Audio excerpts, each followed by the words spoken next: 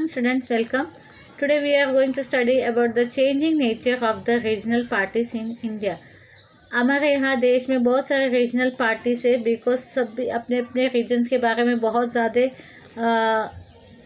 We can say बहुत feelings रखते हैं अपने रीजन्स के, अपनी जगह के बारे में, अपनी लैंग्वेज, अपनी जहाँ पे जन्म हुआ है उस भूमि के बारे में, उस रीजन के बारे में.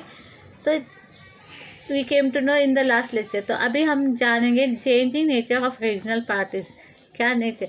Regional parties came into existence in India in the post-independence period. However, over the changes, their nature and the role has changed significantly. यानी जो रीजनल पार्टीज है वो इंडिपेंडेंस मिलने के बाद शुरू हो गया और उसमें सिग्निफिकेंटली काफ़ी सारे चेंजेस आते गए through out the years. Initially, regional identities gave rise to the separatist movements. The demands for the independent Khalistan, Dravidistan were made with the objective of parting from the Indian federations and exist as an independent state. Regional identity की वजह से क्या हुआ, कुछ अलग अलग movements आ गए जहाँ पे सेपरेट हो गए. जैसे खालिस्तान के लिए there was a independent Khalistan के लिए लोग मांग करने लगे. द्राविडिस्तान भी एक ऐसे ये था जहाँ पे लोग अपने आप को अलग करना चाहते थे इंडियन फेडरेशन से और इंडिपेंडेंट स्टेट बनना चाहते थे. Regional parties from Punjab, Tamil Nadu and Jammu and Kashmir have made such demand. तो इस तरह आप लोगों को पता होगा कि पंजाब में भी, तमिलनाडु और जम्मू कश्मीर में भी यही चल रहे थे कि वो इंडिया के इसमें से अलग होना चाहिए. They were asking for the demands of having a separate state. The demands of the regional parties gradually changed. Instead of an independent state, they started demanding more autonomy. This was the second stage in the development of the regional parties. This stage began after 1990. तो पहले लोग regional एक अलग सा independent state की मांग कर रहे थे, उसके बाद वो चेंज हो गया, उनका सोच बदल गया. And they were start for the more autonomy, मतलब उनके पास ज़्यादा पावर है, इस तरह की उनकी कोशिश चलती थी. This was the second stage of the development of the regional party. This stage began after 1990. 1990 के बाद ये हुआ. और the regional party demanded that for the development of the region people from the region should get power at the state and the national level. मतलब कोई भी regional parties जो है, अगर वो अपने देश अपने रीजन का डेवलपमेंट चाहते हैं तो उनका एक ये होना चाहिए, पावर होना चाहिए स्टेट लेवल में और नेशनल लेवल में. जैसे अभी अपने महाराष्ट्र में शिवसेना एक है और दूसरा ये है आंध्रा में तेलुगु देशम करके है. तो वो लोग अपने अपने रीजन्स को ये करने आगे बढ़ाने के लिए वो अपना एक स्टेट लेवल में और नेशनल लेवल में अपना एक नाम किया है. The development of the regional parties in Northeast shows a different trend. They gave up their demand of separatism and have started demanding autonomy. The regional parties from the Northeast are now entering the mainstream of the national politics. तो regional parties जो है north east से वो अभी क्या है, धीरे धीरे आगे करके नेशनल पॉलिटिक्स पे ज्वाइन हो रहे या आगे बढ़ रहे. In short, we can say that the role of the regional parties in India has passed through the various phases, from the separatism to autonomy and now towards entry of the mainstream national politics. यानी जो ये regional party से पहले तो ये मांग करते थे कि उनको ज़्यादा महत्व दिया जाना चाहिए, उनका रीजनल पार्टीज़ को आगे लाने के लिए वो अपने मेंबर्स को ये करते थे, फॉरवर्ड आगे करते थे. बाद पे उन्होंने ये मांग की कि उनके लिए एक अलग सा इंडिपेंडेंट स्टेट होना चाहिए. तो उसके बाद ये हुआ कि उनको एक अलग सी पहचान होनी चाहिए और ताकि वो खुद से डिसाइड कर सके हर चीज़. और धीरे धीरे बाद में क्या हुआ, नेशनल पॉलिटिक्स में भी वो एंटर होने लगे. कोalition parties is one of the consequences of this increasing influence of national politics. तो कोalition का एक ये है रीज़न है. कोalitions मतलब दो पार्टीज़ का एक साथ होना. तो इसकी वजह से वो नेशनल स्ट्रीम में आ गए, पॉलिटिक्स में आ गए. तो दो अलग पार्टीज लोग क्या करते, नेशनल को या नेशन को चलाने के लिए आगे आते हैं.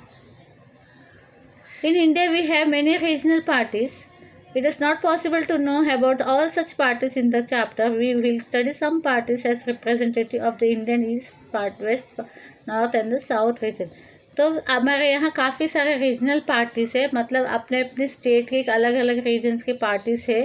तो यहाँ पे अपने देश में काफ़ी सारे धीरे धीरे करके पार्टीज़ बढ़ते गए हैं। तो यहाँ पे कुछ पार्टीज़ के बारे में दिखाया जाएगा। Some major regional parties see over here. Maharashtra में शिवसेना एक रीजनल पार्टीज को बिलोंग करते हैं। Main political party in Maharashtra. Okay, objective protection of the rights of the Marathi people.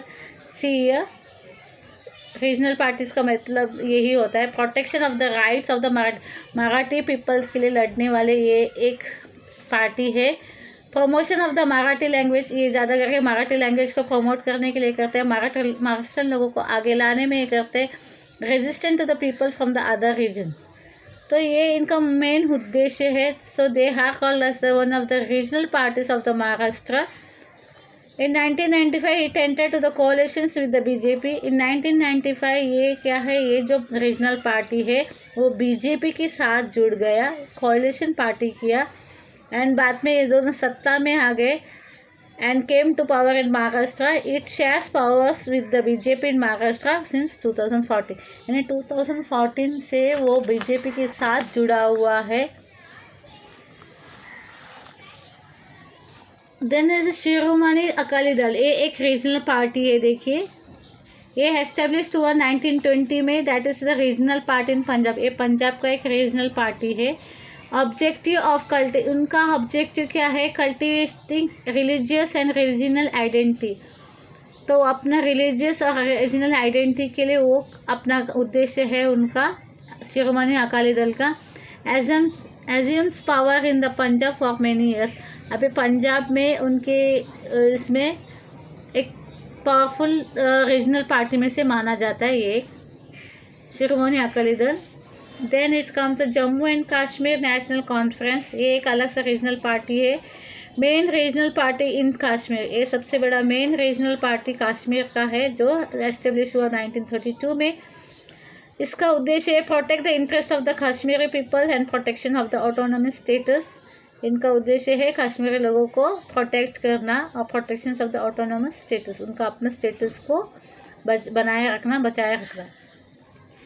Then Assam Gun Parishad, this is another regional party we can say that is belonging to the Assam. Assam agreement was signed in 1985.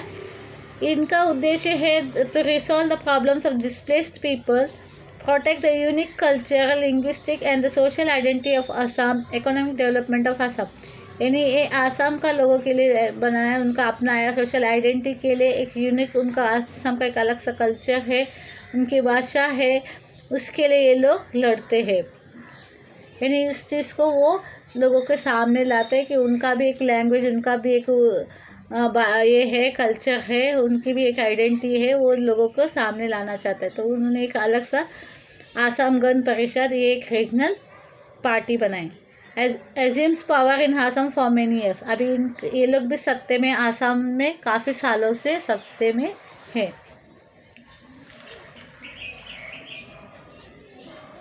Dravid Munnetra Kazhagam, this is another party here. Justice Party, a non-Brahmin movement in 1920 was transferred into Dravidya Munitra Kazhagam, a political party. ये दूसरा है, ये द्राविड़ मुनित्र कजगम, ये non ब्राह्मण party है। ये 1920 में transform हो गया, मतलब नॉन ब्राह्मण जो मूवमेंट थे, जो ब्राह्मण के खिलाफ जो मूवमेंट कर रहे थे, उन लोगों ने ये पार्टी बनाई थी और उसका नाम दिया गया Dravid Munnetra Kazhagam, a political party. In 1942, Justice Party came to be known as Dravidya Kazhagam. In 1944, a group separated from this party and established another party, Dravidya Munitra Kazhagam.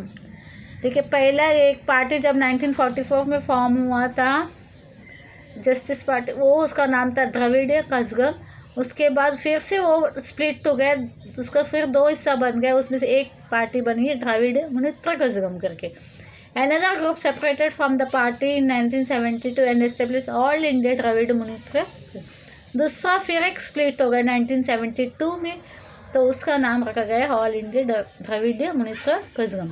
यानी ये जो पार्टी है द्रविड़ मुनेत्र कड़गम ने जो है बार बार स्प्लिट होते गया, उसका हिस्सा बढ़ता गया और लास्ट में अभी 1972 में और एक जो फॉर्मेशन हो गया पार्टी का, that is all India Dravida Munnetra Kazhagam. Protections of the Tamil identity, member of the coalition government at the centre for some years. यानी ये लोग अपने तमिलियन आइडेंटिटी के लिए, अपनी पहचान के लिए लड़ते हैं, प्रोटेक्ट करते हैं अपने आइडेंटिटी तमिल होने का रीजन्स, उस रीजन को, और उनका कोalitions है गवर्नमेंट के साथ नेशनल लेवल पे।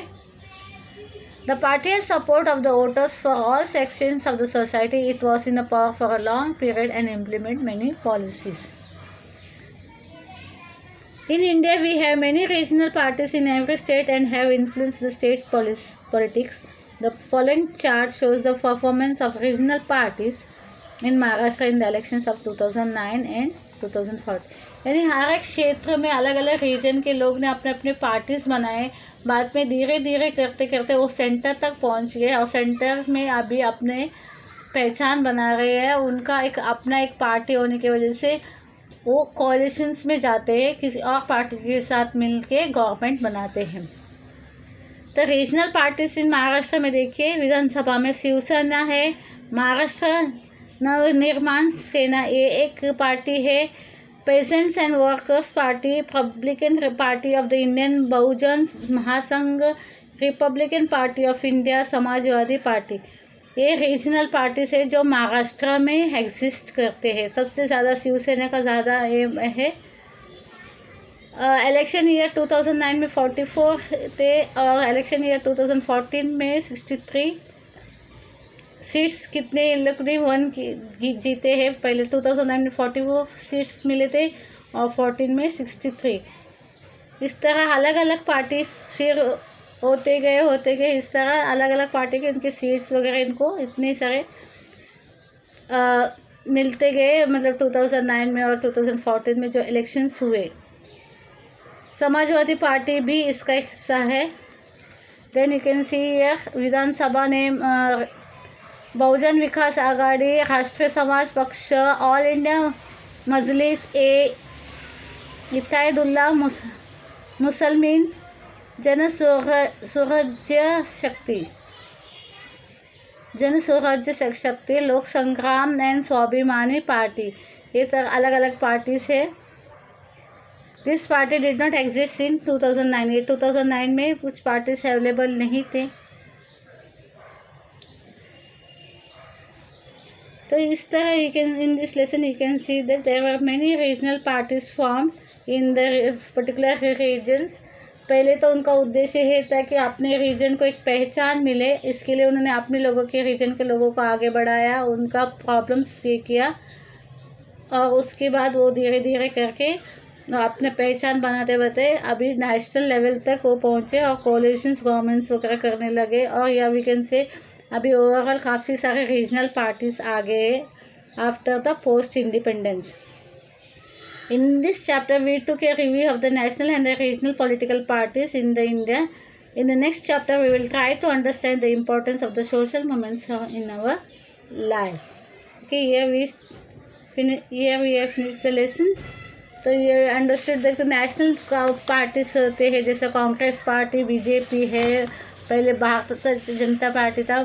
जब इंडिपेंडेंस मिला तभी खाली एक पार्टी नाम था और वो काफ़ी साल तक चलता रहा, दैट इज कांग्रेस पार्टी। उसके बाद आया जनता party and later it becomes a Bharatiya Janata party. उसके बाद काफ़ी सारे और पार्टीज वगैरह आए, communist parties of India, communist parties of India that is Marxist से है, तृणमूल कांग्रेस है, बहुजन समाज पार्टी से अलग अलग पार्टीज तैयार हो गए, नेशनल कांग्रेस पार्टीज।